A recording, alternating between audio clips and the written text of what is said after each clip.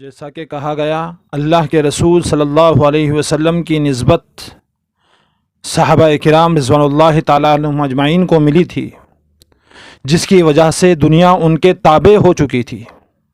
یہ نسبت بہت بڑی چیز ہے، اسی لیے وہ شاعر کہتا ہے، بارہا یہ شعر سنایا جاتا ہے کہ اللہ کے رسول صلی اللہ علیہ وسلم سے صحابہ کرام رضوان اللہ تعالیٰ عنہم اجمعین کی نسبت ہونے کی بنیاد پر اللہ نے رہتی دنیا تک قیامت تک کے لیے قرآن مجید میں رضی اللہ عنہم ورضوا عنہ کا پروانہ سنا دیا۔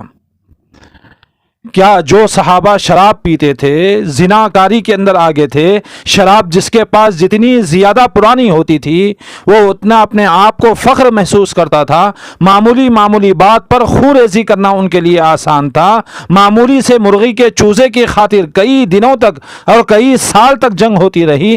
ہر مرنے والا اپنے مرتے وقت دوسرے کو یہ وصیت کرتا کہ فلاں قبیلے سے، فلاں علاقے سے، فلاں شخص سے نفرت ہے، لہذا تم اس نفرت کو برقرار رکھنا، ان سے عداوت ہے، اس عداوت کو برقرار رکھنا۔ ایسا زمانہ صحابہ ایمان لانے سے پہلے، لیکن جب ایمان لا چکے، اللہ کے رسول صلی اللہ علیہ وسلم کی نسبت انہیں حاصل ہو چکی، تو پھر ہوا کیا کہ خود نہ تھے جو راہ پر اوروں کے ہادی بن گئے، خود نہ تھے جو راہ پر اوروں کے ہادی بن گئے۔ کیا نظر تھی کہ جس نے مردوں کو مسیحا کر دیا؟ کس بنیاد پر ہوا یہ اللہ کے رسول صلی اللہ علیہ وسلم سے تعلق کی بنیاد پر۔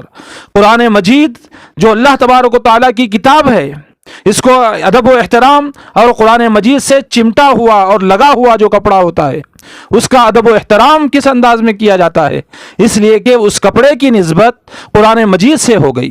اگر وہی کپڑا دروازے کا ہو، وہی کپڑا پردے کی شکل میں ہو، کھڑکی پر لٹکا ہوا پردے کی شکل کے اندر ہو، اتنا ادب و احترام نہیں کیا جاتا جتنا کہ قرآن مجید کے جزدان سے کیا جاتا ہے۔ تو معلوم یہ ہوا کہ تعلق بہت بڑی چیز ہے، نسبت بہت بڑی چیز ہے۔ اللہ کے رسول صلی اللہ علیہ وسلم سے صحابہ کو نسبت حاصل ہو گئی تو دنیا ان کے تابع ہو گئی۔